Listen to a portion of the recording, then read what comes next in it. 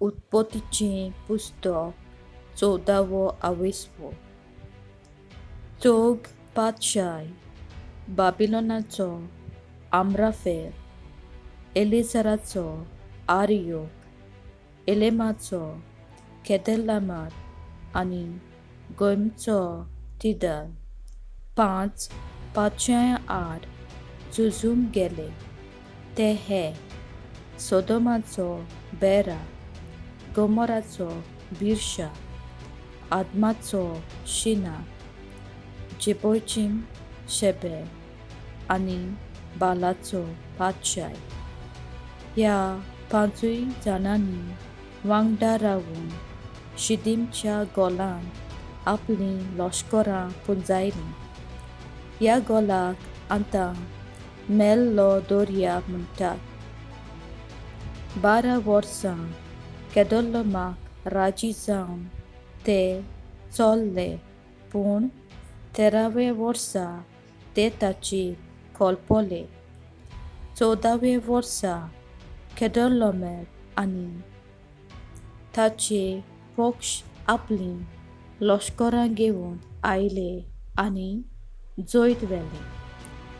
Refaimacher Ashterot-Karnaim गांवांत, Zuzimacher Ham गांवांत, Emimacher Kiriathaim मैदानावेर आनी Horitesacher Edo-machea दोंगरा मदीं आनी ते एल्पारान pavo-sor आनी अरण्यांत तांकां dhanv-ddai पासून तांची पाट सोडली ना. Ma-gir ते कादेश परत आयले आनी हाजासावन थामारीत आसलोल्या अमालेकीत आनी आमोरीत पोरजांचे गांव तांणी जिखून घेतले.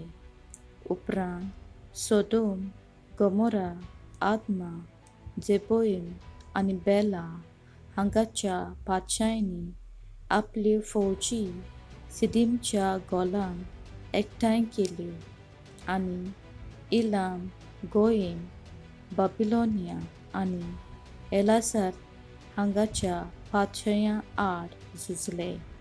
5 जून 14 आड.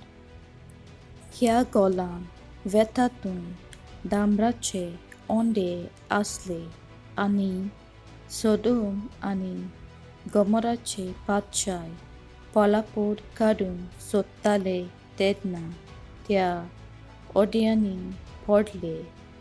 बाकीचे ते दोंगरांचेर धांवले. ते चौगांनी सोदोम आनी गोमोरांतल्यान सगळें jevonn-khann लेगून लुटून व्हेलें. तर लोट अब्रामाचो भाचो सोदोमांत आसलो. हका-i तांणी कैदी केलो आनी सगळें ताचें लुटलें.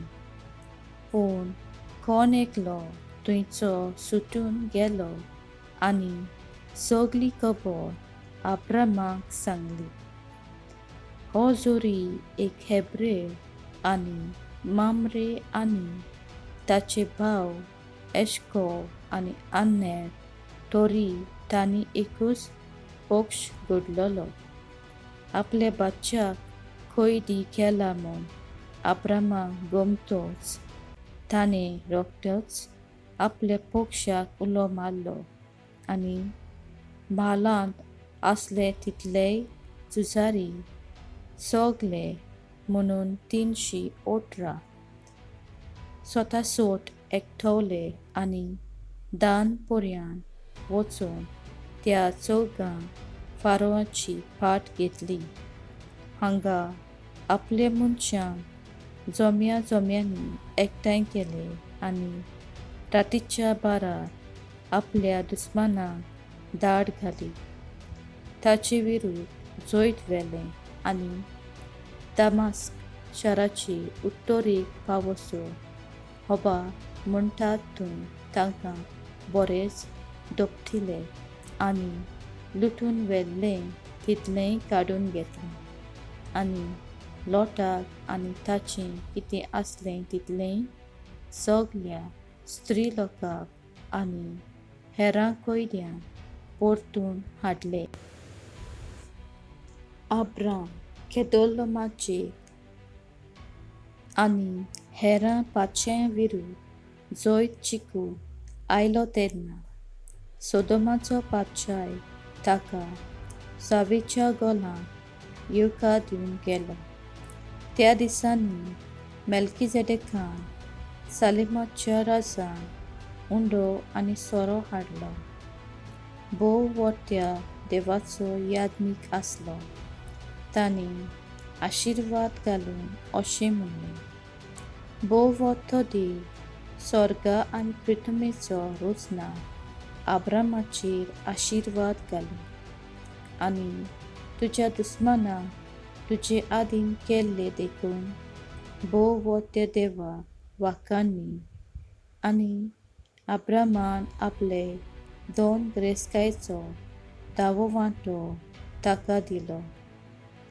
सोदोमाच्या फारोन आब्रामाक म्हणलें, लुटून व्हेल्लो माल सगलो तुकाच दवर, पूण मोचे पोरचेक मोच्या ताब्यांत कर.